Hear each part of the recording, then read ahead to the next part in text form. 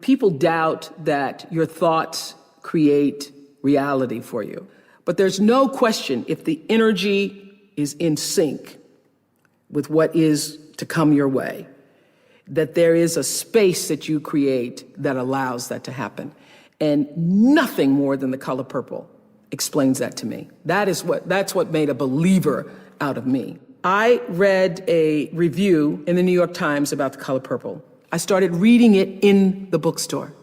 Dear God, I'm 14 years old. Please tell me what's happening to me. That is my story. Oh my God, somebody else has this story?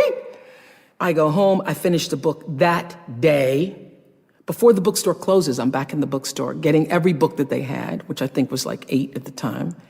I buy all of those books, I hand them out to everybody I know at work, and I become obsessed, literally obsessed with The Color Purple. And I would walk across the Wacker Street Bridge just so I could run into people who had not read The Color Purple. I didn't have a book club, so any way I can get you to read it is fine. And I would pass out these books. If somebody said, no, I hadn't heard of it, well, I happen to have one right here. And I heard that they were going to be doing a movie about The Color Purple. They was Steven Spielberg and Quincy Jones.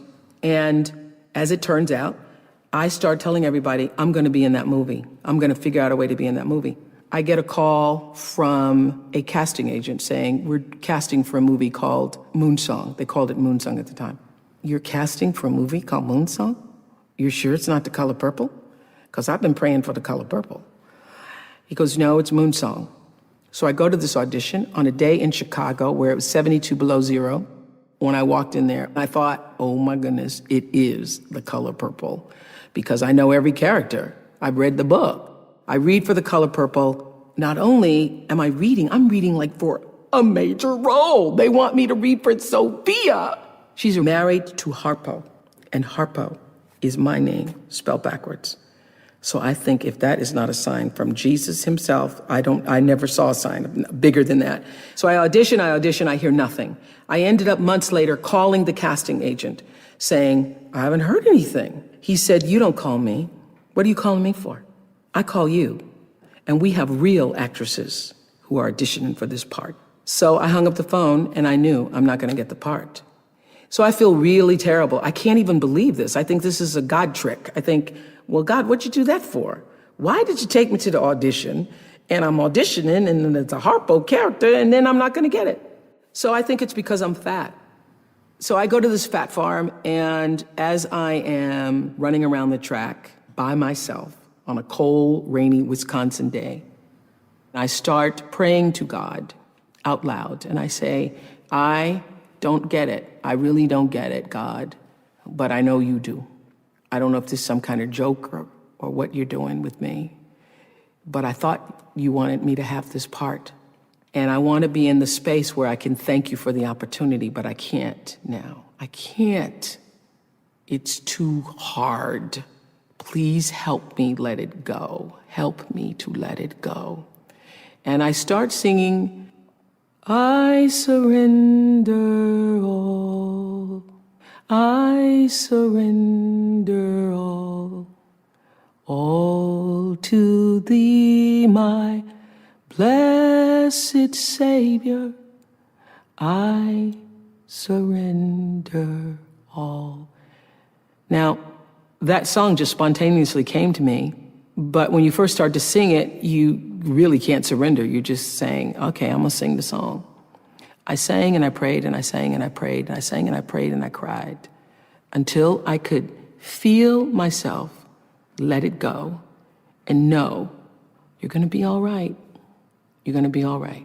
And in the moment that happened to me, somebody comes running out to the track and says, there's a phone call for you. And there was Steven Spielberg calling to tell me that I hear you at a fat farm. And he said, if you lose a pound, you could lose this part. And I ended up stopping at Dairy Queen to make sure I hadn't lost a pound. And the next day I was in his office at Amblin at Universal Studios and got the part. I would have to say one of the fundamental turning points in my life was The Color Purple. Nothing has had a greater impact on me, spiritually, emotionally, psychologically, in determining my path, because it literally changed my faith in that I could see it. It was real. It was real. When you've worked as hard and done as much and strived and tried and given and pled and bargained and hoped, surrender. When you have done all that you can do and there's nothing left for you to do, give it up and let it then become a part of the flow. And I have never wanted anything as badly, as hard, as much as the color purple. And the wanting of it and then the surrendering of it is what taught me how to live in a space of letting go.